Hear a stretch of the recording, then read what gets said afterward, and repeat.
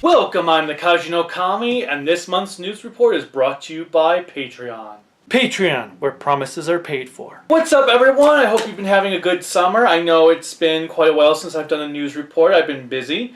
Denver Comic Con came and went. That was, well, it was fun for the most part. It has its up and downs. There were a lot of issues that occurred because some of the convention center was closed off. They changed all the entrances, and it felt like there were a lot more restrictions this year than there were last year. Also, it seemed like the variety of cosplays kind of were... There wasn't enough variety. There was a lot of amazing cosplays, especially if you saw my video, but there could have been more. I don't know, something felt off, and it probably has to do with the new rules they did set in place, such as you're not allowed to bring any gun type things there. So, there was definitely a different feeling this year.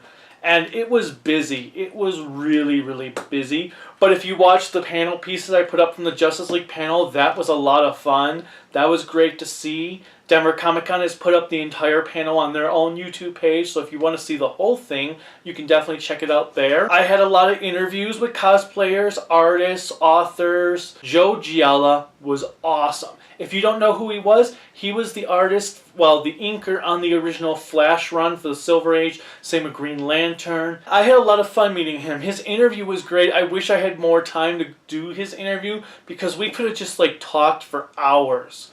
This guy has so much knowledge.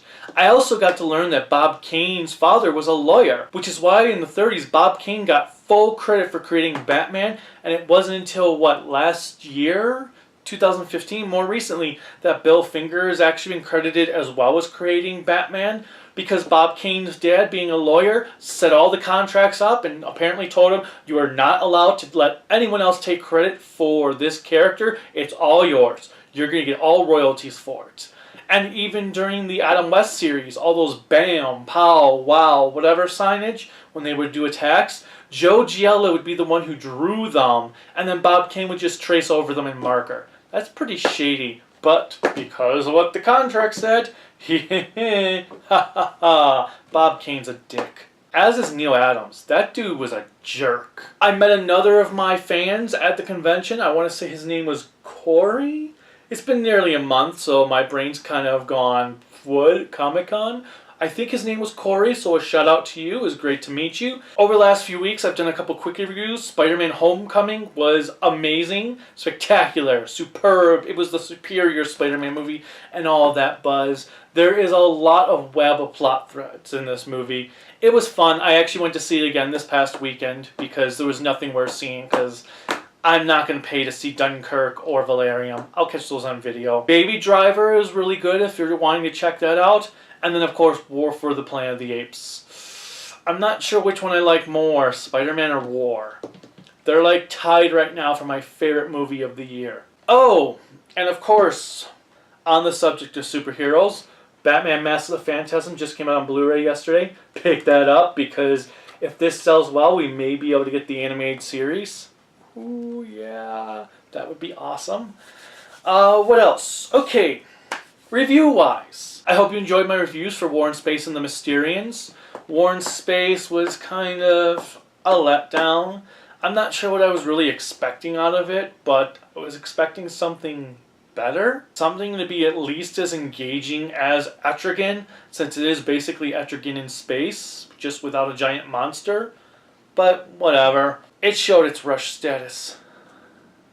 And I didn't actually have as much fun with that review as I thought I did. The Mysterians, on the other hand, oh man, I had a lot of fun in that review. That was a blast.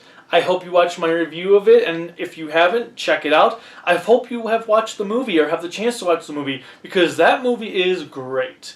That is definitely one of the best non-Godzilla kaiju movies. Now, of course, that means that I should review Battle in Outer Space sooner rather than later, given that it is kind of a sequel to the Mysterians.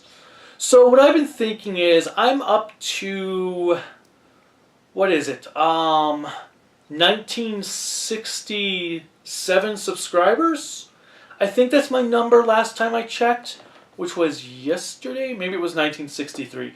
Either way, So I'm going to do Battle for Outer Space, Battle in Outer Space. I keep saying that wrong. I'm going to do that one for when I hit 2,000 subscribers. So let's get that count up there. That will be my review. Granted, that's only like 30, 40 more subscribers, but sometimes that can take a while. As soon as I get 2,000 subscribers, though, I will start working on that review. Maybe not right then and there if I'm currently working on a Sentai review. Speaking of Sentai reviews, I pretty much have watched up to where I can on Dynaman right now, so I'm just waiting on the fan subs for the rest of the series. So in the meantime, I have started Bioman, which will most likely be my next Sentai review unless Dynaman finishes before then. I figured it'd be kind of fitting to, since I am working on Dynaman right now and I've already did Changeman, I figured, hey, you know what, I might as well do Bioman because it comes in between those two series. If you did not hear, Gingaman has been licensed by Shout Factory, which is awesome. So that will be out early next year. Yeah. Also, Megaranger has been pushed back to October. I don't remember if I had mentioned that in my previous news report, but sadly, yeah, Shout Factory had to delay the release to October, so it won't be coming out next month. Bummer, but you know what? I'm going to be so busy for the next 3 months on videos with NDK is coming up Labor Day weekend, so I'm going to be doing stuff for that. I've got panels to prepare for NDK. As I said, I'm working on Bioman, I'm working on Dynaman. I am going to start watching Soul Brain soon, so I'm probably going to review that when I'm done with Bioman and Dynaman. Or not Dynaman, but Bioman, Soul Brain. I hope you guys enjoyed my Wind Spectre review. Wind Spectre was a hit or miss series. Let's see how Soul Brain is. I've heard mixed on Soul Brain. I've heard that it's better than Wind Spectre in some aspects. I had issues with Wind Spectre, but then I've also heard that it's not as good as Wind Spectre because it doesn't have the originality of Wind Spectre. So we'll see what happens. For NDK, I did submit a panel on Ultraman vs. Ultra 7, and then on Noboru Shigemura and his works from Lupin the Third all the way through his Sentai years, Kamen Rider Black, the Metal Hero series, Resident Evil, and Onimusha, and so forth. If you can help me out though, if you're an expert on Lupin the Third and you know the exact episodes that Noboru Shigemura had worked on, definitely let me know. I would love to know because it'd make my search easier for the episodes rather than having to go out and find out the exact numbers he did. Ultraman Geed is the latest Ultraman series that you can watch now on Crunchyroll. The first 3 episodes have aired so far, and it's been really good so far. Episodes 1 and 2 were kind of building up. Episode 3 brings in Ultraman Zero with some hilarious results. Definitely check out Ultraman Geed if you're an Ultraman fan. And I mean, it's free on Crunchyroll. You don't need to go download anything. Well, maybe the Crunchyroll app, but you don't need to download any torrents of any episodes. You can just go on there and watch it. So definitely check that out. Kamen Rider Build has been announced as the next Kamen Rider series, which the designs are weird to me. Well, I shouldn't say weird. I actually like what I'm seeing. It kind of gives me a little vibe of Double. I just don't know how the gimmick's going to actually work in live action. Because from what it looks like is that it's multiple pieces that combine to give them like a kind of 2 forms, a half and a half form, but they're not all symmetrical. It's not like in Double where this half was Cyclone, this half was Joker. It's like this piece over here is one, and then is whatever the red one is, and then he's got red over here, and then on his legs on this side, and so I'm just going to be curious to see how this works in live action and emotion. But that should be interesting. And also, if you did not hear, Toei's actually changing the air times for Sentai and Kamen Rider to a couple hours later because I guess ratings are so bad they need to do something. I don't know why moving it to the same time as One Piece and Dragon Ball Super is going to really do anything. That might make it worse. But at least they now have an excuse as to why their ratings are failing. You put them on at the same time as One Piece and Dragon Ball. There you go. Shin Godzilla comes out next week on Blu-ray. I will probably review that in, let's say, around Thanksgiving-ish. I want to give people time to watch the movie and enjoy it. Maybe watch it a few times before I actually talk about it. Plus, I'm probably going to want to watch the movie a couple times before I review it.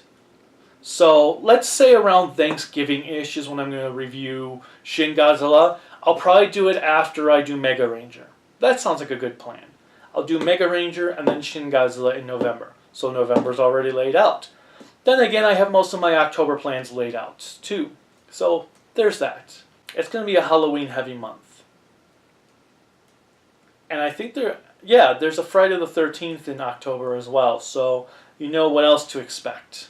If you saw my TV seasons review video, I talked about a lot of the seasons I watched this year. I thought I got them all, and then I realized after I forgot about Star Wars Rebels and Samurai Jack. Samurai Jack was amazing. It was well worth the wait we had to get that series finale. Phenomenal show all around.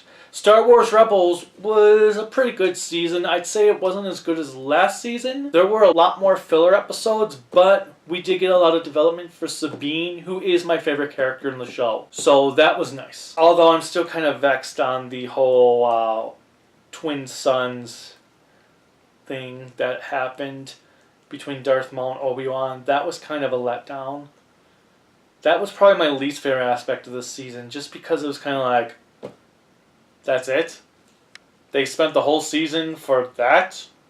Okay.